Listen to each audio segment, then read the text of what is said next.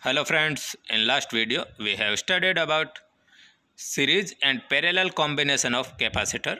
Now we are going to study energy stored in a capacitor.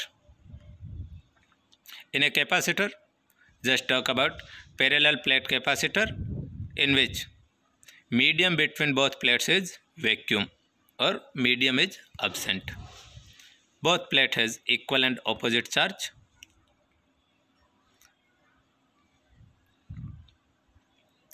The process of charging a capacitor is equivalent to transferring charge from one plate to another plate of capacitor. How? If we give charge to a capacitor by a cell, then there will be an electric field between both plates of capacitor and there will be a energy stored in that electric field. Now, we can't get numerical value of energy by attaching simply a cell. To calculate energy, we may consider it by another term.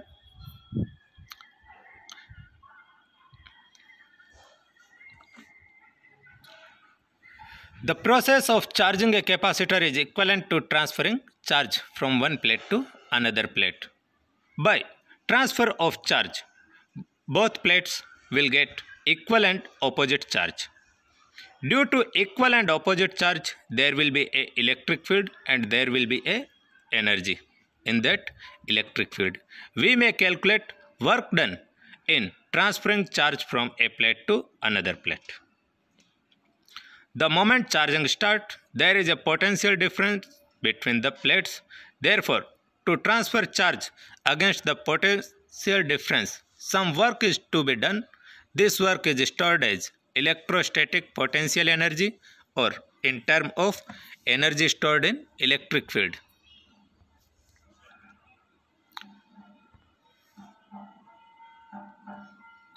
If dq charge is to be transferred against potential difference V, then we know that work or energy or electric potential energy is product of electric potential and charge, because electric potential V is energy of unit positive charge or V equal to U upon Q. So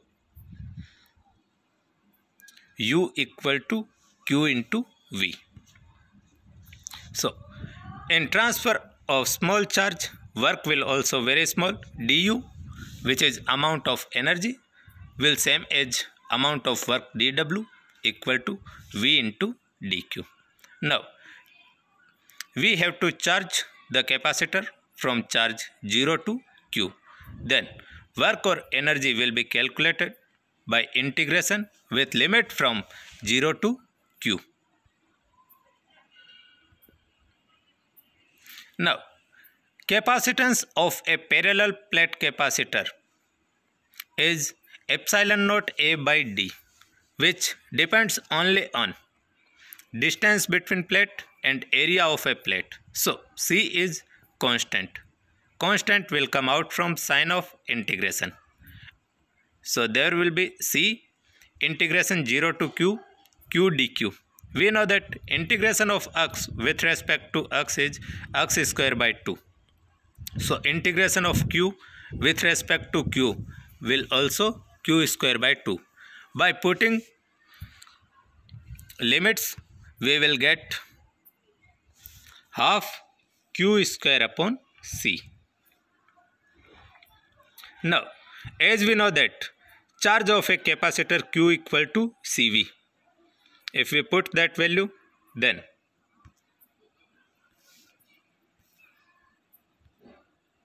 we will get U equal to half Cv square. And we may write it as half Cv into V. And value of Cv is value of charge Q. As we know that there are three terms Q, V and C for a capacitor, and formula of energy are in three terms, in term of Q and C, C and V and Q and V. By any two values, we may calculate total energy stored in capacitor. Now, this is energy between both plates. Now, to calculate energy density or stored energy in unit volume, as we know that energy is half CV square, but we know that capacitance of a parallel plate capacitor is epsilon naught A by D, and electric potential difference between both plate V. If electric field intensity is E and distance between both plate is D, then potential equal to electric field intensity into distance, so V equal to ED. Now if we put value of both capacitance and electric potential in formula of energy U, then we will get U equal to half epsilon naught A D E square. Now send AD in left hand side. U upon AD equal to half epsilon naught E square. A, area of a plate. D, distance between both plate. As we know that product of base area and height is volume. So AD is volume of capacitor. So energy divided by volume will represent stored energy in unit volume, which is energy density. Energy density is represented by U bar, which is half epsilon naught E square.